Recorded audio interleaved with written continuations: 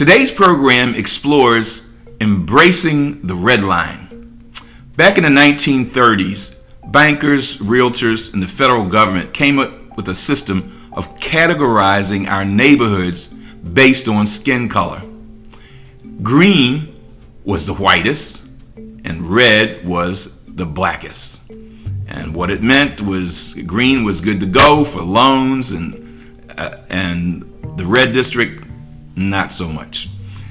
In today's program, we'll see how that has affected the black community even to today, and how the church community can pick up the gauntlet and run with it. I want to introduce you to two wonderful people today. In today's program, we'll feature Chris Grant from Stanford University and Bishop Allen Wiggins of the Hope Church in Orlando, Florida.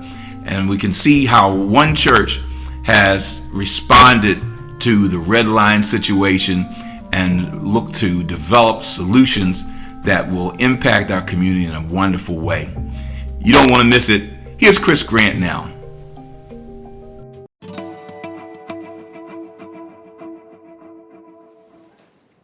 Many people would like to think that racism is a thing of the past.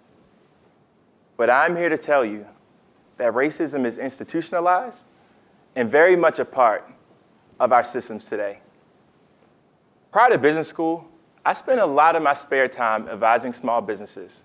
And during that time, I saw time and time again that there could be two businesses with virtually the same exact profile on paper, but experience totally different outcomes, when the only thing that separated the two was the color of their owner's skin.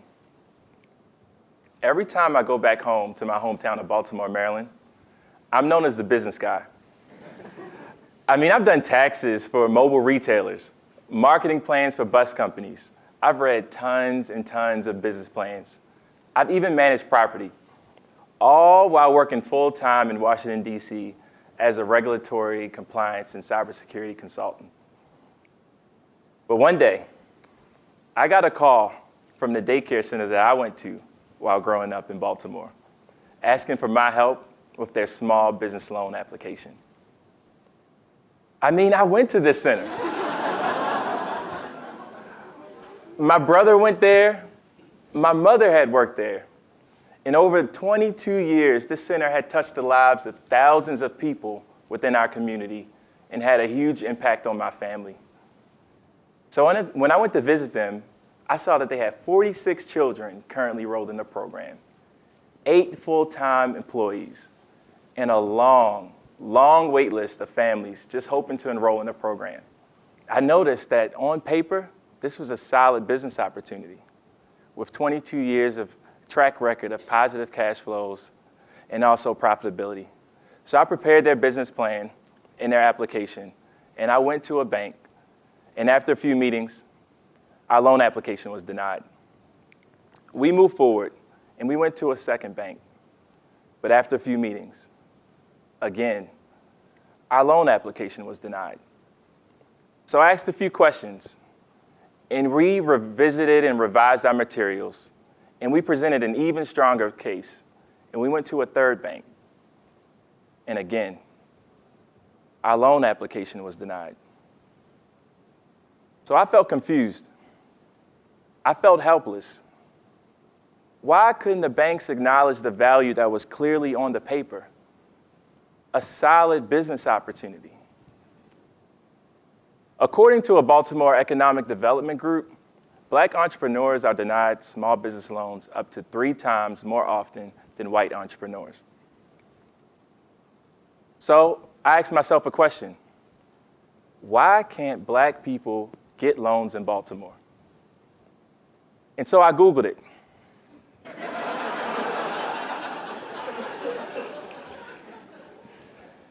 And I spent some time scrolling through the results, and after a few minutes, I saw a map.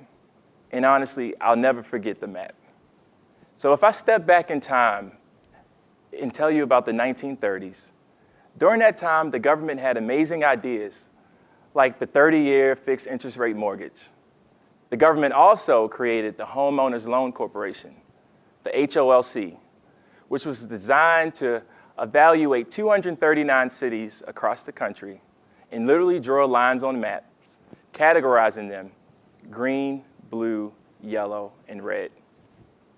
Green meant the rich, upper income, white people areas. Blue meant middle class white people. Yellow meant poor white people. And then black, I said that wrong. Red. Red was labeled hazardous on the map, and red meant black.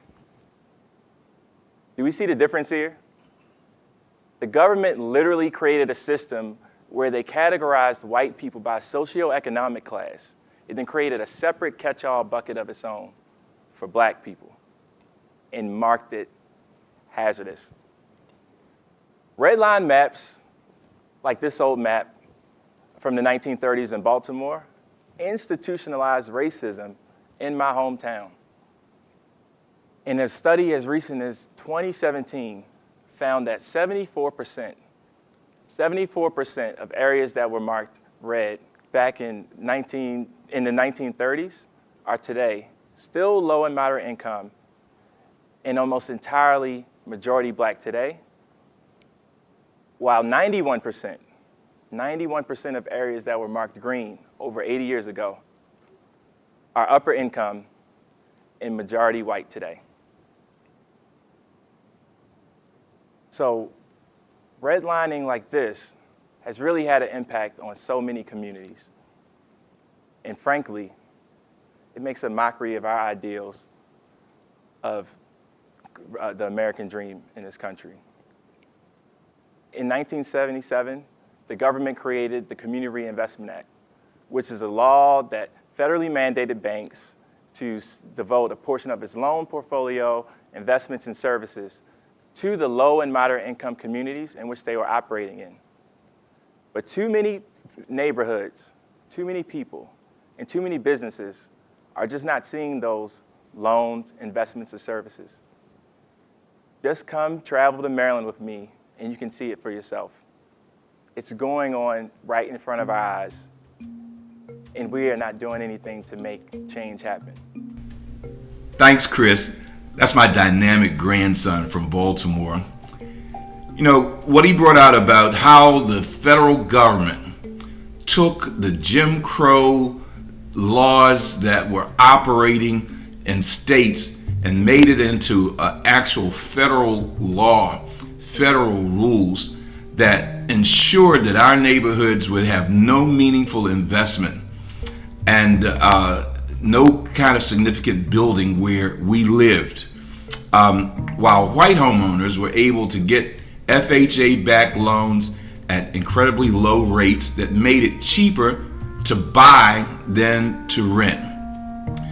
Black families, on the other hand, were at the mercy of slumlords for rental properties, and from those guys that had bought up properties in black neighborhoods and made contract loans, installment loans that let our forefathers buy homes, but it was so tricky that if you missed one payment, you could be evicted. And there I lose all the investment that you had put into the house. You may have been paid for that house for many years, but you miss one payment, you could be evicted, and then they start the process all over with somebody else. So while in the green line neighborhoods and the white neighborhoods, they were building wealth and building equity, we were living on an edge with homes that could not be really invested in, wealth built from them, and if any wealth, it was built at a much slower rate. Listen to this statistic. From 1930 to 1970, 98% of federally subsidized loans went to white families. 98% from 1930 to 1970. I mean, there was nothing that went into our neighborhoods. Chris also mentioned the CRA, which was designed to strip away the redlining and make requirements for banks to document the investments that they were making in redline areas. However, one perverse consequence of the CRA is that now it made it possible that in redline areas where no loans were possible before, loans were now available, but guess who the main recipients happen to be? White young people that want to come into the redline areas. They can go in with their bank accounts, their good jobs, their down payments, and buy up properties in redline areas, and has contributed to the new phenomenon called gentrification. So they're able to move in, they're able to buy, and because lending is such a tricky thing, I mean, there's all kinds of factors that come into a decision about whether to grant somebody a loan. It's very easy for them to continue to deny loans to black families and then still give loans to white families with basically the same credit and the same income criteria.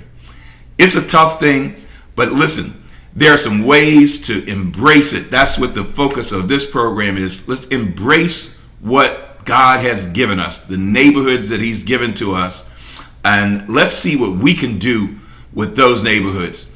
Let's take a look. I want to introduce you to Bishop Allen Wiggins of the Hope Church here in Orlando and the fantastic work they're doing embracing the red line. I received a phone call one day to go across the street from my church to visit one of our parishioners who had just lost their baby girl. I went into their apartment unit and I could not believe how they were living in this place. I'm talking about roaches on the walls. I'm talking about terrazzo flooring broken up, a fan just circulating hot air because there was no central air and heat. And in Florida, air conditioning is a necessity. It is not a luxury. I'm sitting there profusely sweating. I'm embarrassed because I'm there to give them good news and I'm just blown away by their bad situation. I ended up pulling my thoughts together and we prayed for them, gave them a scripture, and I walked back across the street. And on my way back across the street, I received my God moment, my epiphany. God literally said to me, "Where are you going when you leave this place?" And as I got ready to tell him where I was going, he said, "I know where you're going. You're going to your home with a wall-to-wall carpet and ceramic tile and central heat and air." And then he asked me this question that literally changed the course of my life. He said, "What is your church doing to change the lives of people that live right in front of its doors?" I had to take a moment and literally sob, because we were doing everything that churches typically do, but we were doing little to make a difference. After this happened, we had a time where we sat down and started emptying ourselves of everything we felt that God was showing us.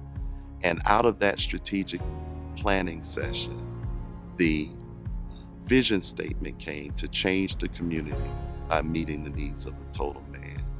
Our vision was shaped around it, and then God gave us a dream, and it was so far-fetching that we didn't know that it could literally happen. But over the years, we found out that if God gives you a dream, if He gives you a vision, if it's a God-ordained vision, then He'll always make provision. And so I am so grateful to the many parishioners, the many partners, loved ones, and friends who have sown into this vision to help bring it to fruition. Today, we have a Hope Center that's a live, work, learn, and worship community. It is the answer to how we affect change in the total man. Housing. We have to the tune now of about 200 plus units on the campus. Education. We serve children starting from cradle to 8th grade. Economic. We literally have a shopping mall on our campus where the church, ironically, started 32 years in the upper room. Now it serves over 25 small businesses. And then, of course, spiritual. There are 3 sanctuaries on the campus serving several different languages. And then finally, would you believe it, the answer to a food desert, a Walmart, is on the campus, where we can get fresh fruits and vegetables and at the same time provide employment to several people in the area and the surrounding areas. So when I talk about Hope Center West, I talk about it from the perspective of a dream coming to reality. Who has the best smile? Let me see it.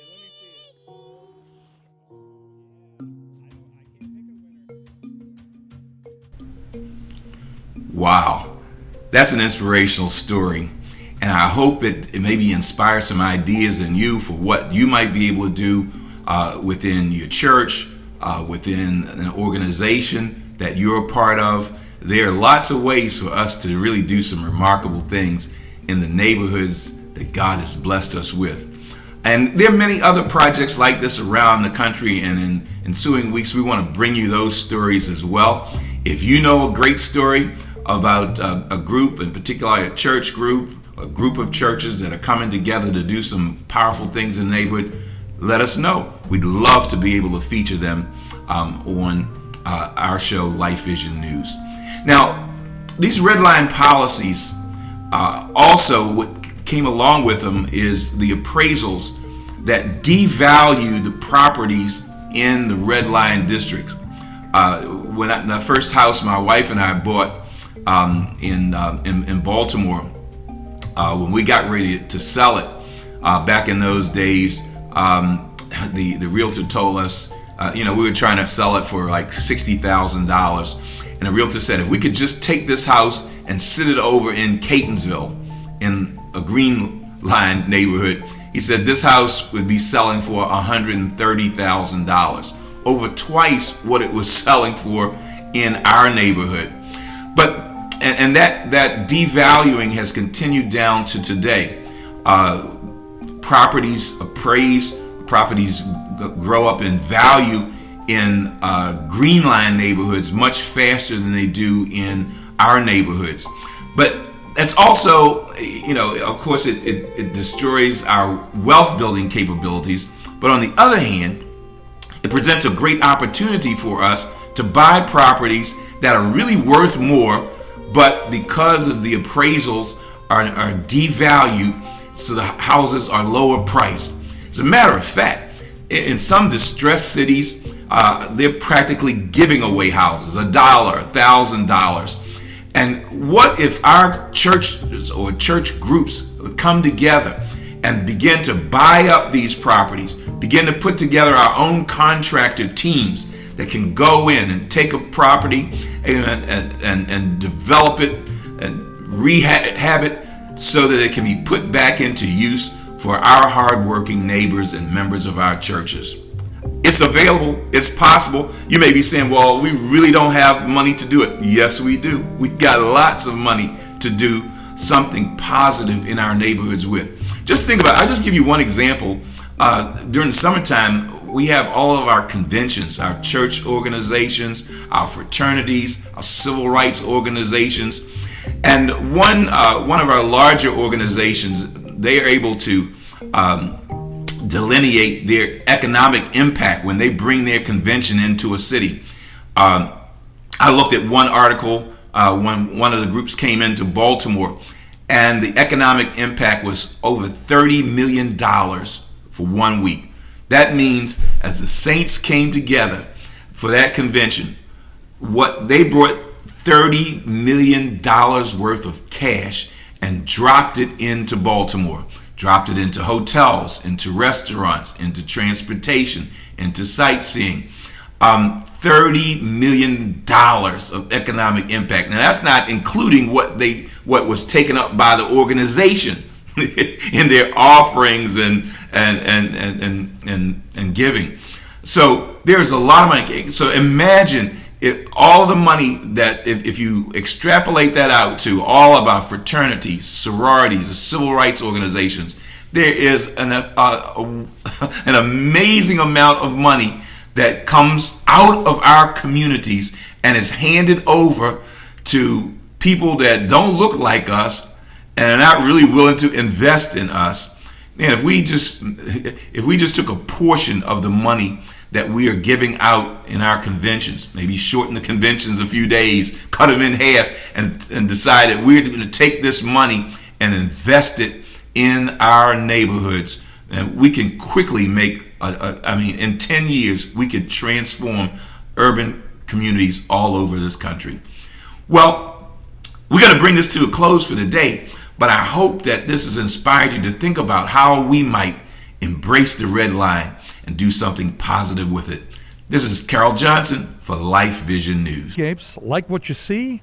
Contact your cable or satellite provider and tell them you want Escapes in your channel lineup.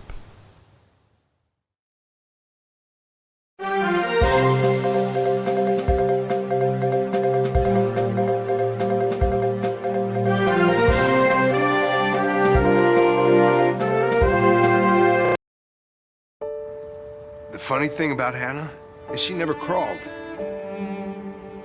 She skipped it entirely. Went straight to walking and running. She was such an eager little girl. Guess she was always looking for the next amazing thing. I know that Hannah loved every one of you.